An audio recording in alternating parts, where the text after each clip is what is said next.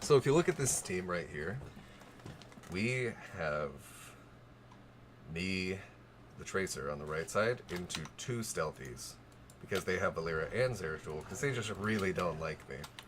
That's a really interesting situation to be as Tracer, because it's really easy to get out of position one time and just instantly die. So let's see, how do I go to me here? Hey, I gotta figure out which button is me. There we go. Because there are no heroes at the top of the screen for some reason.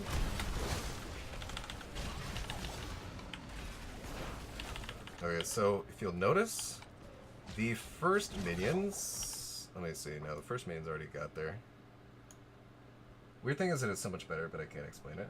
Question, Quantum Spike. Dude, Quantum Spike's damage is insane. Like, you kill people from over half health in the late game with it. It's absolutely ridiculous. And it gives you a way to kill tanks. Without Quantum Spike, you have no way to kill tanks. But if you'll notice, I actually went ahead of the minion wave right there, and I was already shooting before the two minion waves even met in mid lane. Like, right there, I'm already at 14% charge by the time these get started, and I'd be at even more if I didn't get blinded. And it's really important to get that kind of stuff out. Looks like I'd take a little bit too much poke in a second here in a bad trade. Yeah, I just let that Hanzo deal damage to me, and that was bad on my part.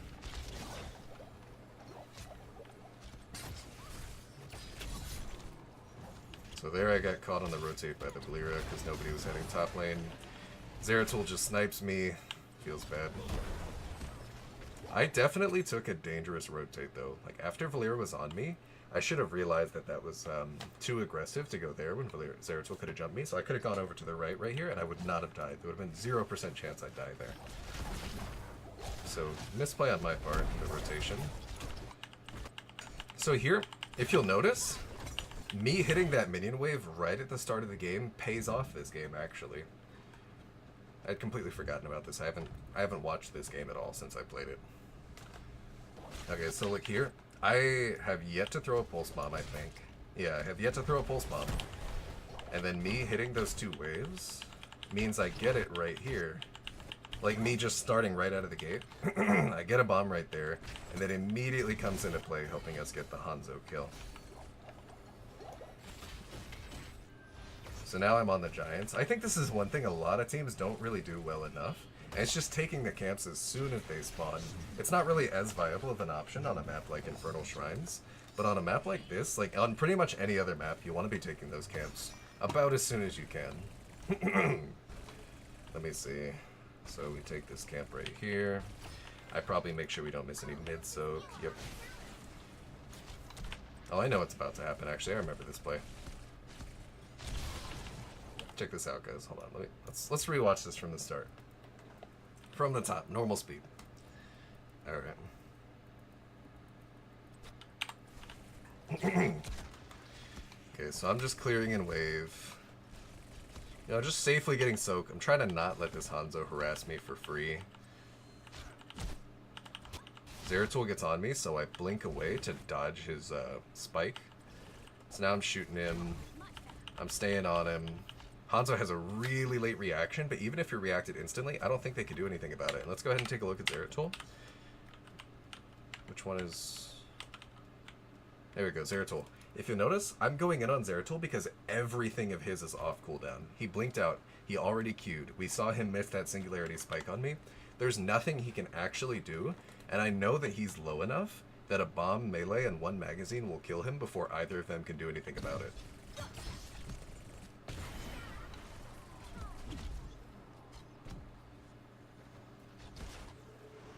I think I had one unnecessary blink that made me take a lot of unnecessary damage there, but overall that's just a really good example of how you need to watch your enemy cooldowns when you're playing Tracer, and when their cooldowns are down, use that. Use that as an opportunity to be aggressive, because you know they can't do anything to you, and that's why it's important to be auto-attacking as much as possible, because you want to always be prepared for these opportunities that the enemy team gives you, and always have Pulse Bomb ready. And also notice how I made sure that I picked up the potion before I walked in. So here, I think my logic was that I thought he was going to walk behind the minion, so I wanted to blink to the other side so I'd be able to pulse bomb him without hitting the minion. But that ended up not being the case. Then he walks through the minion, So now I knew I could hit him with the bomb. That was actually really, really close to hitting the minion. So yeah, I blinked through. I thought I was going to hit him through the minion. Or I thought I was going to get on the other side so I could hit him without hitting the minion. Then he walks through it, so I just end up hitting him anyway. Bomb him, and I immediately recall and get out of there. And I'm out. That 1v2 outplay felt super, super good, dude. Alright, so I go ahead and tap, and I'm like, let me get some heals from Deckard right here.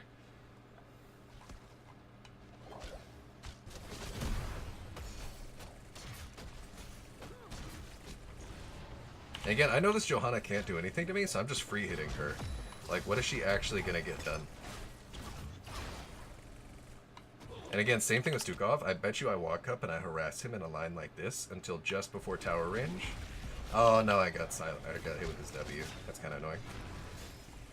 Yeah, whatever. Either way, that's the general red idea. Blink out of Condemn. And I'm watching Hanzo here, because he's getting really low. If he gets any lower... Oh, dang, he got full healed. If he got any lower, I could have comboed him. Same thing with Stukov. I recognize this tower's down, so I can be right up here harassing him. And I barely managed to get that kill. And we were able to get it because I went on to him ahead of time. I recognized, oh, he's immobile and there's no tower. So I played up really far forward, and that's how you have to do it as Tracer. It's just recognize when you can be aggressive and really hit the gas. Like, Tracer is all about just recognizing your opportunities and just taking them. You can't play Tracer passively.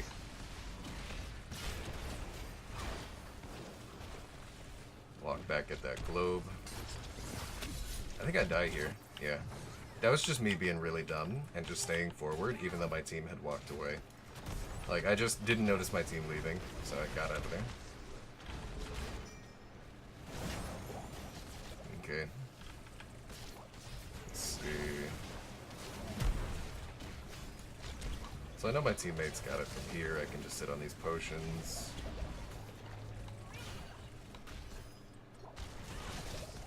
I should be hitting the Hanzo there. Yeah, and see there, that's what I'm talking about, where I said you had to adjust your aggression into a Valera. I forgot about the Valera here, and that's me being really, really bronze. And you can see I immediately pay the price for it. Like, so I'm going in, and I'm like, ooh, this Hanzo's super low. I know this isn't gonna kill him, but maybe if I just blink in twice, auto-attack him, if I put one full magazine into him, maybe two, I can kill him. So I'm going into here, and I'm like, alright, yeah, just gotta shoot the Hanzo. And then that gets silenced, and I just immediately die. That's what I mean when I say certain heroes really limit your aggression. That's what Varian does, that's what Uther does, and that's what Valera does. Those are all point-and-click stuns, because anytime you try to make a play like that, against most other teams, that would have 100% worked. Against Valera, no. You really have to tone back your aggression. So then it really creates this awkward game versus stuff like that, where it's like, okay, I'm trying to be as aggressive as I can, but if I be aggressive, I die. How do I do that? And your answer often is to play passive and focus on the tanks until they blow their cooldowns, then you can be aggressive. So like, it's like I was saying earlier in a Hero League game against a Valera. In that situation, I'm looking to shoot the tanks, shoot whoever's really far forward without diving into the enemy team, and then as soon as their Valera has blown her initiation, I just see the green light and know it's time to go in. I went in before Valera had used any of her stealth breakers, so then I immediately paid the price for it with my own life.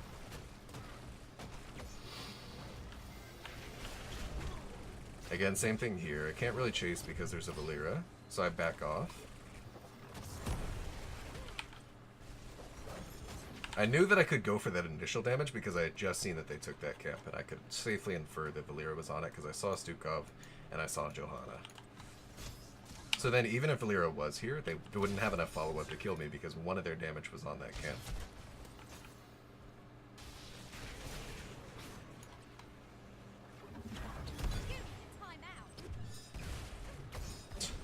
I tried to get a cheeky play on the Zeratul there, but he just wasn't low enough. That was a YouTube play right there. I saw him getting kind of low in stealth, and I was like, I'm going to snipe him out of stealth and just get the kill. It was greedy, for sure. So here I'm just trying to protect our sieges, keep them alive. Again, I'm just sitting tight. Like, notice how I'm not trying to trade with their backline or anything. I walked up, and that's a huge misplay on my part. Yeah, no, I took a ton of unnecessary damage right there. There was no reason for me to go to the upper side because that Valera was only going to come from right here or right here. So if I'm up here, that makes it so much easier for her to jump me just from barely entering my vision.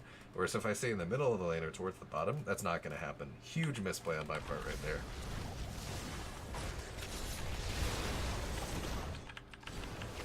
Oh wait, hold on, I didn't realize I stayed. I thought I hearthed. Feels bad. And after this, guys, I'm going to go ahead and, if there are enough players in this server that I'm in, I'm going to play some in-houses. So you're going to see me play some customs in just a moment. So I tap. And I take that potion over there. Okay, and now I'm back into it. And again, Valera's stealthed, and I'm backing up.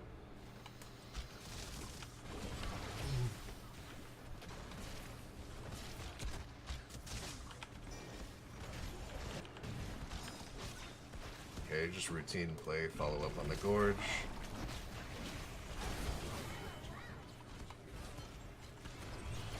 There, I think I bombed just to put the pressure on Johanna. And I know that sounds kind of silly, but like, just to try and do anything I could to make them stop focusing my my ally stitches there. Because I saw her running straight for it, and I think I just thought that I had to throw the bomb out to get it done. And I think it led to the Johanna kill. Yeah, like, Quantum Spike gets a ton of damage on tanks. And that wasn't like a situation where after the bomb, the Johanna could just leave. You know what I mean? Like I know, like, I just wanted to make sure it's understood why I'm not being hypocritical after I just talked about bombing tanks so much. It's like the situations where I didn't like you bombing tanks were like right at the start of a fight when Burden could just leave after he gets bombed and heal it all off. Johanna didn't have that option in that scenario.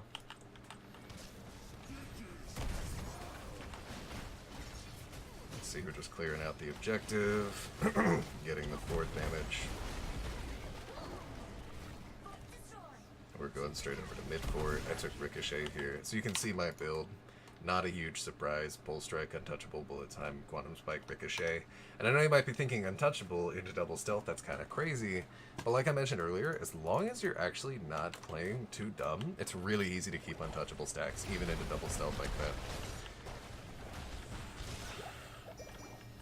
See, I would just take the camp right here, nothing too stupid.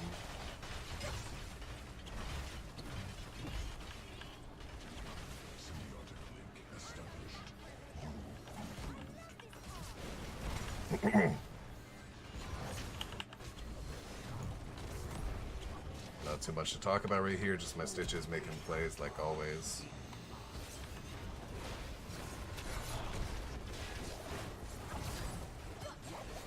Again, I don't know what this Valera was thinking, and that's another thing, like, if you'll notice, I kite the Valera by just staying out of her melee range. I see way too many tracers just, like, stand in melee range, and I think it's the dumbest thing ever, but, like, as Valera's walking towards me, I'm just standing at max range. Like, that seems kind of obvious, but a lot of people don't do it. Come on, replay. I went back 4 seconds. Alright.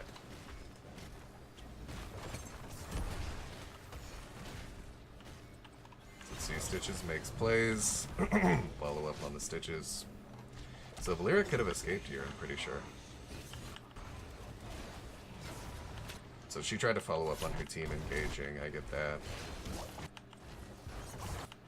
But then here she just gets way too greedy for me. Anytime a melee tries to dive you as Tracer, you can just avoid them super easily. And it happens all the time.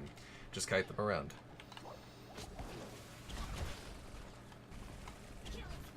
Okay, so here, this is actually Ricochet being like super MVP right here.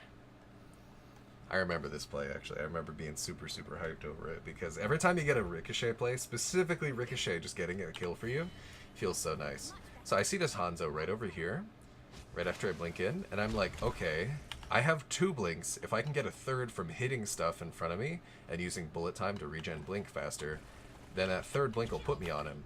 So then here, he tries to mount up, and I'm like, ooh, I gotta interrupt that. So I hit this, and I interrupt his mount. I actually thought I remembered getting a kill there, but I guess not. Oh, there we go. So yeah, he wasn't able to run away. Ricochet effectively acts as a range extension. Like, that's one thing that I really, really like about it, is you can hit targets at the edge of your range and shoot beyond that, which makes it amazing for sieging enemy structures, because enemies are going to be sitting right behind their wall, and if you're shooting their wall, it's going to hit those enemies.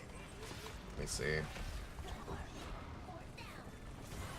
And see, if she were to run behind that gate, I would be able to shoot the gate and have the bullets ricochet onto her. I would have gotten a ton of damage.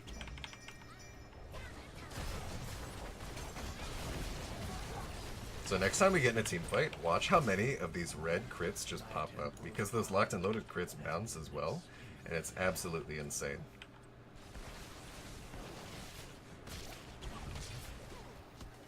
So here, I need to shoot this wall again, trying to get some damage onto that Hanzo. Teammate just got out of position, that's fine. I'm not trying to dive in. Remember what I said earlier? I'm not trying to be overly aggressive versus a team that has, like, Johanna Valera.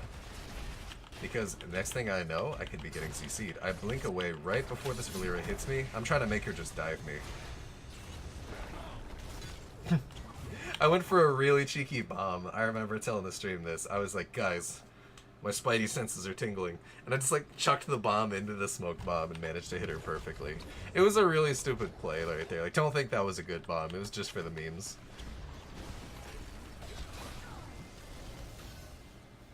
I think in this situation, I usually instantly recall. Yep, there we go.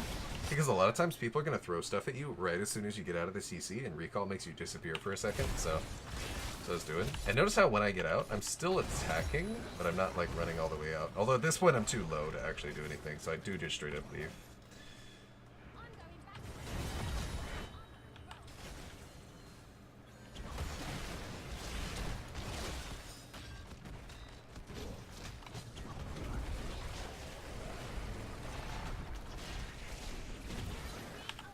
Look at that again. I think I just got way too greedy, and I got hit by the Stukov W when I should have dodged it.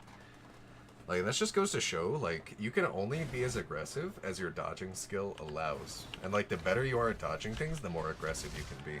Because I'm pretty sure right here I just eat Stukov W in the middle of a silence and die for it. Why didn't Stukov follow up with his W when Zera ulted? I mean, Stukov did follow up with his silence, if that's what you mean. And then he had to sit on his silence. Like, when Zera used Void Prison on bot lane, like, Stukov has to sit there and channel recall, or channel silence. He has to sit there and channel lurking arm, and he did do that. He hit 2 of my teammates with it, and even ended up hitting me. So yeah, I accidentally blink into Stukov W, and I don't instantly blink away. It's a huge misplay on my part. Again, just really dumb move. I should have seen it coming that Stukov would have W'd there, and I lose all my stacks. 100% my fault right there for not considering. And that's another thing when I mentioned, like, you can be more aggressive on enemies that have their cooldowns down. Same way here, he had his cooldown available, and I needed to recognize that if I get caught in silence while I'm slowed that much, I'm screwed.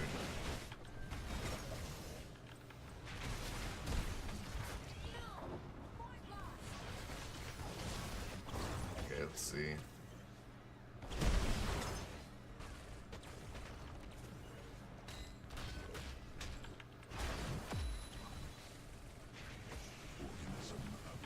I think we're just clearing waves right now, trying to get to level 20. And then also we want to back up, because if they engage right now, they get to fight us without 20. But then we see the Hanzo down there. So we start pushing up. Oh, and also 20 is get stuffed every single time, no question. This gives you more pulse bombs because you get to melee more often. And also it means that teammates can never react, or enemies can never react defensively to pulse bomb because it explodes before they can even see it.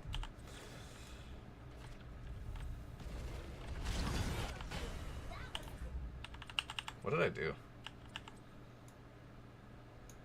That actually just went so fast that I didn't even see what I did. I don't remember it either.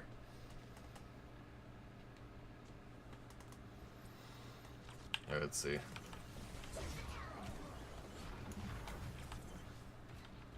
So Hanzo's super low here, and I'm like, man, this guy's dead. It's also just another thing. When you're playing a character that is really capable of roaming, map awareness is a really big deal.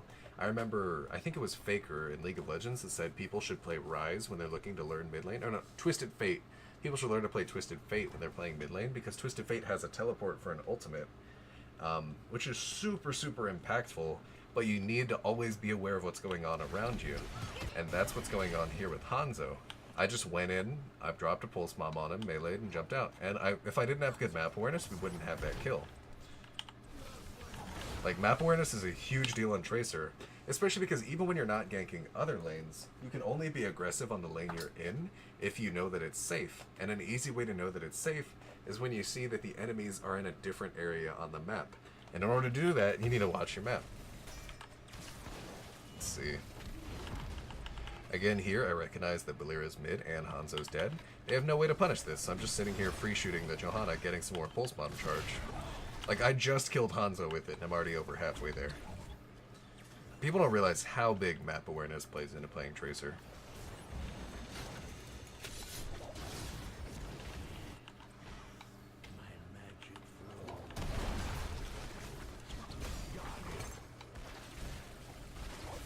Okay, so here I'm just shooting out these walls.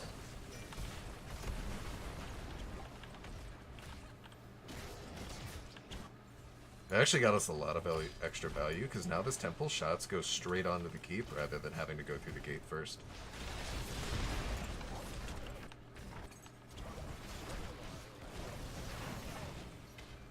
Oh, I remember this. I got VP'd in the middle of bomb, so it just drops on the floor. Yep, feels bad. So here, I'm just staying right out of Zeratil's melee range.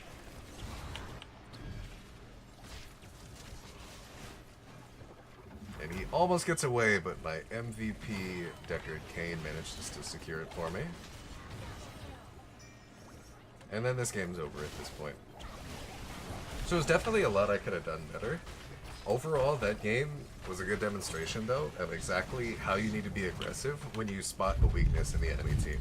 And that weakness in the enemy team is like when Hanzo was super low in the bot lane, when Zeratul didn't have his cooldowns anymore, so I jumped him in mid lane, like all that kind of stuff. And also how you can really get punished when not looking at the enemy cooldowns, like how I jumped in and tried to dive on them in top lane, and then I just got immediately blown up by Valera when I tried to kill them in our bot sieges, and I just got immediately W'd by Stukov. When I did respect their cooldowns, and I went in after those cooldowns were down, I had really good success, and I killed everybody. When I went in while they still had everything available, I immediately died. And Tracer is really just this really big test of your awareness. Just how aware are you of what's going on, and how safe you can be. Once you're aware that they've lost everything that they have to threaten you, just go in. That's all you have to do, and you're going to have really good results with it. That's really what it is. Map awareness and cooldown awareness and dodging ability just make up a good Tracer.